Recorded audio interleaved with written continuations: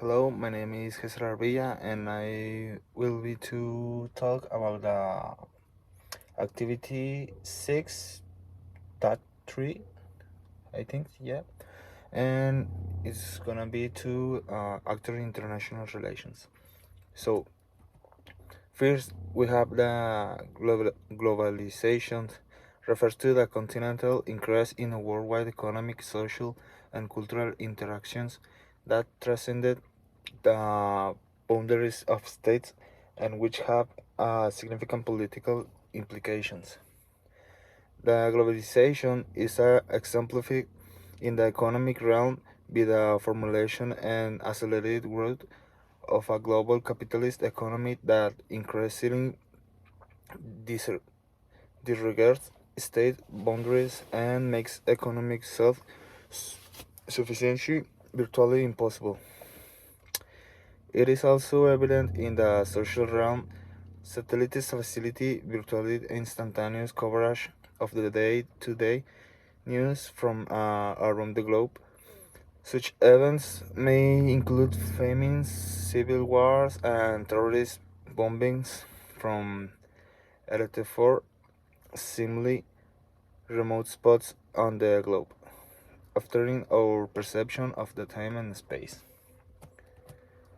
The actors throughout history, humanity has recognized that the pooling of resources and energy is generally the most efficient way for individuals or groups to fulfill their wants and needs.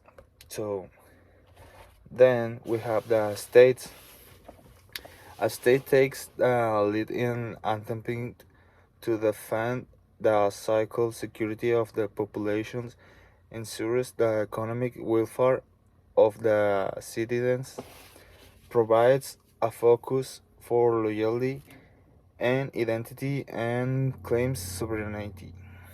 Its leaders claim to represent and exercise authority over all persons within the state's territory and claim a right at the autonomy internationally. Then we have the international organizations, and so now intergovernmental organization may be bilateral between two states, and but most are multilateral because three or more states are members.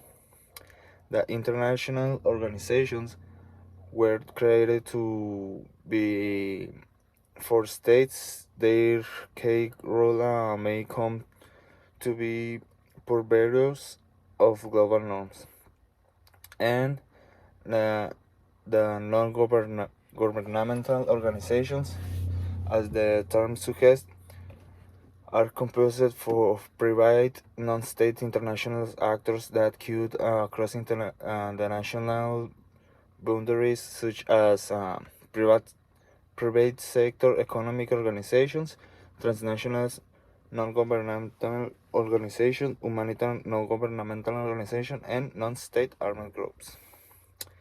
Well, the private sector economic organizations, some writers reserve the term non-governmental organizations for non-profit organizations. We apply it to all non-governmental organizations, including multinational corporations, most of which are private sector and thus non-governmental organizations. Multinational business corporations and banks are understandably primarily motivated by changing the economic well-being of their stock and other stakeholders, not necessarily the economic well-being of any one state. Transnational non-governmental organizations increase the global awareness of such diverse topics as ozone layer depletions, deforestation, epidemics, malnutrition, and famine, religious persecution, genocide, and human rights in general. They also advance agendas for dealing with such problems. The global civil society consists of all states as well individual and organizations that aggregate individual interests within or outside particular states but operate typically beyond the border of any single state. The humanitarian non-governmental organizations attempt to avoid overtly political roles. The best examples, examples are humanitarian relief organizations such as Doctors Without Borders and myriad of transnational programs in Africa and Asia that seek to improve the quality of life of the poor. The non-state armed groups, the states are not the only means by which security can be attained. In fact, we are authoritarian governments are in power. It may be the state that poses the greatest threat to one cycle security. In such of cases, international organizations and non-governmental organizations may be called upon to help to protect human rights, or individuals may turn to organizations of revolutionary movements dedicated to the overthrow of the existing regime. So the individuals, well, states, international organizations, and non-governmental organizations are viewed as key actors in world politics. Such entities are made up flesh and blood human beings, while individuals as practitioners can have a tremendous impact on the short-term course of world events. It is extremely difficult to identify such individuals until after their impact has been felt. The international relations. The term international relations refers to relations among states. It's necessary to emphasize that states continue to be the primary actors on the world stage and central players in the global governance.